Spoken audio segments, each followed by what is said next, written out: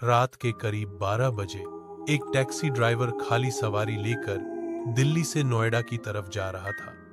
ठंडी हवाएं चल रही थीं और सड़क सुनसान थी। चारों तरफ सिर्फ अंधेरा और दूर दूर स्ट्रीट लाइट की हल्की पीली रोशनी। जैसे ही वह ड्राइवर यमुना पुल पार करके नोएडा रोड पर आया, उसकी नजर दाईं तरफ पड़ी। वहां एक पुराना बहुत बड़ा पीपल का पेड़ खड़ा था। यह पेड़ उस रास्ते का सबसे डरावना हिस्सा माना जाता था। लोग कहते थे कि यहाँ एक लड़की की आत्मा रहती है जिसकी कुछ साल पहले एक्सीडेंट में मौत हो गई थी। कहानी के मुताबिक एक टैक्सी ने उसे इसी मोड़ पर टक्कर मारी थी। लड़की की मौत वहीं सड़क पर हो गई और तब से रात में इस पेड़ के पास अजीब चीजें होने लगी। गाड़ियों का अचानक बंद हो जाना, अजीब साए और कभी कभी एक सफेद कपड़ों वाली लड़की का दिखना। ड्राइवर ने हौंसते हुए खुद से कहा, बकवास है सब, भूत वूत कुछ नहीं होता। लेकिन जैसे ही वह पेड़ के पास पहुंचा, उसकी टैक्सी का इंजन झटके खाने लगा। स्पीड 80 से सीधे 20 पर आ गई। उसने घबराकर एक्सीलेटर दबाया, पर गाड़ी आगे बढ़ने के बजाय वहीं रुक गई। तभी पेड़ के पीछे से किसी ने धीमी आवाज में उसका नाम लिया, रमेश। ड्राइवर का दिल जोर जोर से धड़कने लगा। उसने शीशे से बाहर झांका और जो उसने देखा, उसकी रूह कांप गई। पेड़ के पीछे से एक लंबी पतली काया बाहर आई। वह सफेद कपड़ों में थी। उसके बाल इतने लंबे थे कि जमीन को छू रहे थे। चेहरे पर हल्की सी मुस्कान और आंखों में गहरी ठंडी चमक। रमेश ने घबराकर गाड़ी स्टार्ट करने की कोशिश की, लेकिन इंजन बार बार बंद हो रहा था। उसने पीछे मुड़कर देखा, सड़क पूरी तरह सुनसान थी। दूर तक कोई गाड़ी नहीं। अचानक वह लड़की टैक्सी के ठीक सामने आकर खड़ी हो गई। उसकी चाल बहुत धीमी थी, लेकिन उसके कदम जैसे जमीन को छू भी नहीं रहे थे। हवा में ठंडक और बढ़ गई। मुझे घर छोड़ दो, लड़की ने बेहद धीमी और खिंची हुई आवाज में कहा। रमेश ने कांपते हुए बोला, कहां? लेकिन लड़की ने जवाब नहीं दिया, बस एक हाथ उठाकर दूर जंगल जैसी अंधेरी तरफ इशारा कर दिया। रमेश का डर अब पसीने में बदल चुका था। उसने मन ही मन सोचा, अगर इंजन स्टार्ट हो गया तो सीधा भागूंगा। लेकिन तभी उसने महसूस किया कि टैक्सी का दरवाजा अपने आप खुल गया है और लड़की धीरे धीरे आगे की सीट पर बैठ रही है। उसकी ठंडी सांसें रमेश के कान के पास महसूस हो रही थीं। वह एक पल को भी पलक झपकाने की हिम्मत नहीं कर पा रहा था।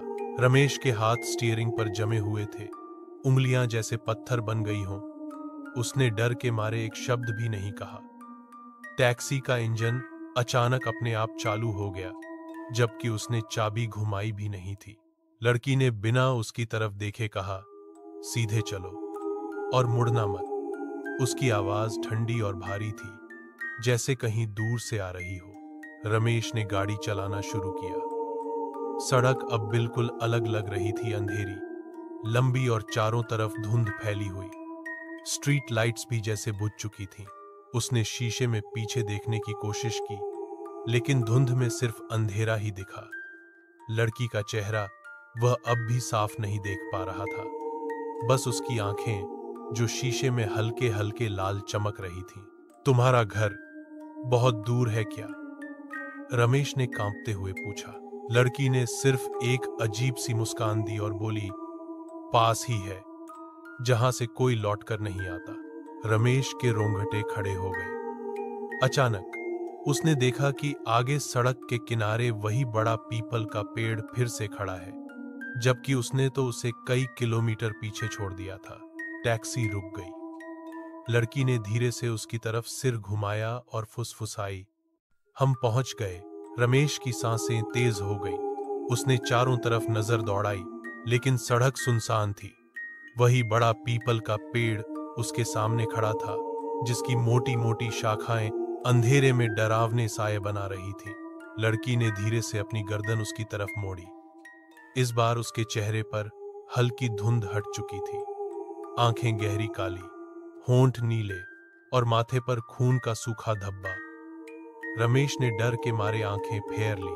तभी लड़की ने धीमे स्वर में कहना शुरू किया, कुछ साल पहले एक टैक्सी ने मुझे यहीं टक्कर मारी थी।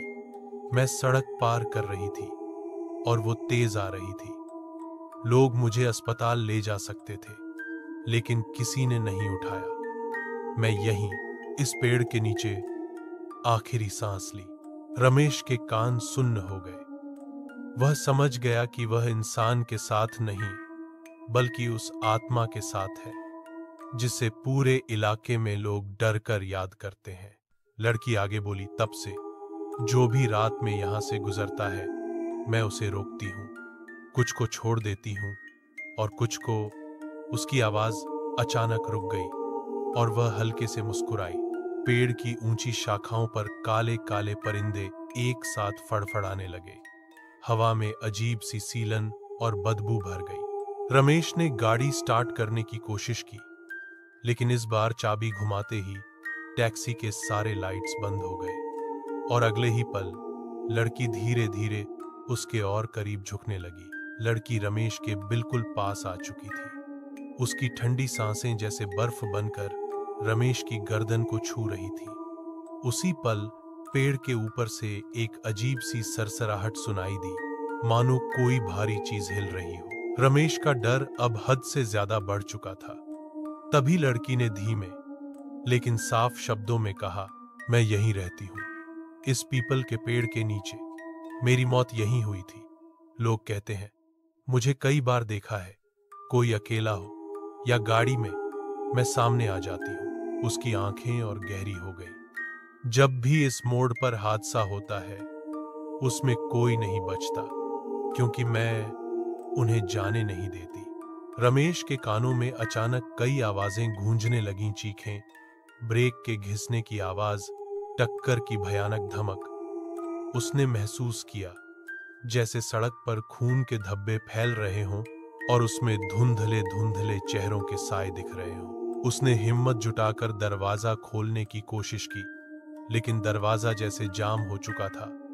लड़की अब मुस्कुरा नहीं रही थी। उसके होंठ फटे हुए थे और चेहरे से खून बहता दिख रहा था। पेड़ की जड़ों से जैसे लाल रंग की लकीरें जमीन पर फैलने लगी। हवा में अजीब सी सीटी जैसी आवाज भर गई।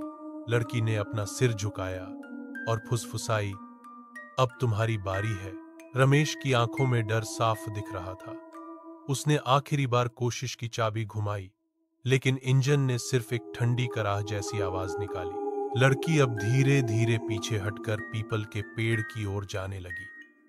उसके पैरों के नीचे जमीन पर लाल लाल निशान उभरते जा रहे थे, जैसे किसी ने ताजा खून गिराया हो।